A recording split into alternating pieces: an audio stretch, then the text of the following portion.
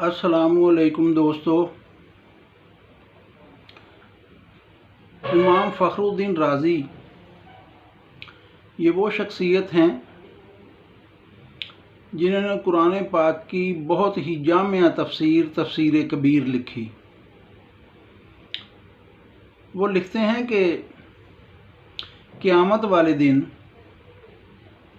हज़रत आदम अलैहिस्सलाम रिसालत माप से अर्ज़ करेंगे, या रसूलल्लाह, वो फरिश्ते आपके एक उम्मती को जहन्नम की तरफ लेके जा रहे हैं।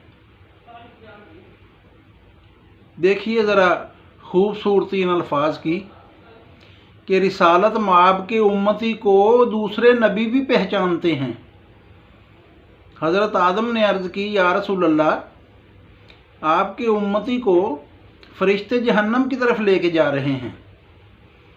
रिसालत माप सल्लल्लाहु अलैहि वसल्लम ने फरिश्तों से कहा, इसे क्यों जहन्नम की तरफ लेके जा रहे हो?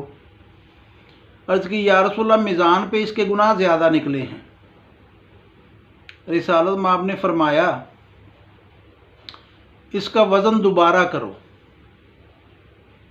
ये सुनकर फरिश्तों ने ये नहीं कहा कि हम कौन सा इसके दुश्मन हैं या हम कौन सा बेईमान हैं। फिर परवरदिगार ने भी फरमाया कि अगर रिसालत में आप चाहते हैं तो वज़न दोबारा किया जाए।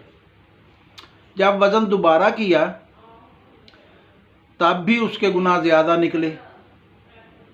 जब उसके गुनाह ज़्यादा निकले तो रिसालत में आप सल्लल्लाहु अलैहि वसल्लम ने आपके हाथ में एक छोटा सा कागज़ का टुकड़ा था, उसको उसके नेकियों वाले पलड़े में आपने वो कागज़ का टुकड़ा रख दिया।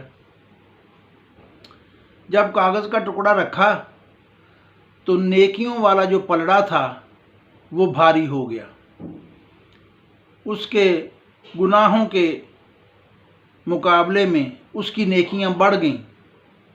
तो हुक्म हुआ, इसे जन्नत की तरफ ले जाओ।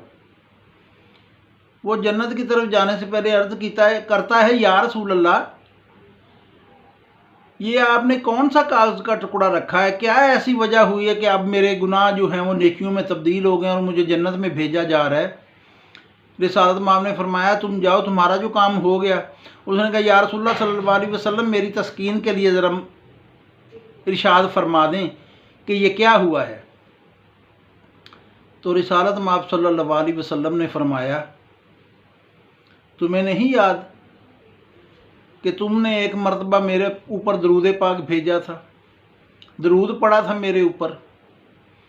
ये वही दरूद है जिसे मैंने अपने पास लिख के महफूज कर लिया।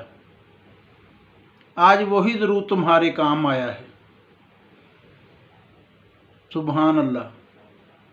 खूबसूरती जो इन अल्फाज में है इस हदीस के हवाले से, जिस खूबसूरती से इमाम फ़खरुद्दीन राज़ी ने ये लिखा है, समझने और सुनने के काबिल है।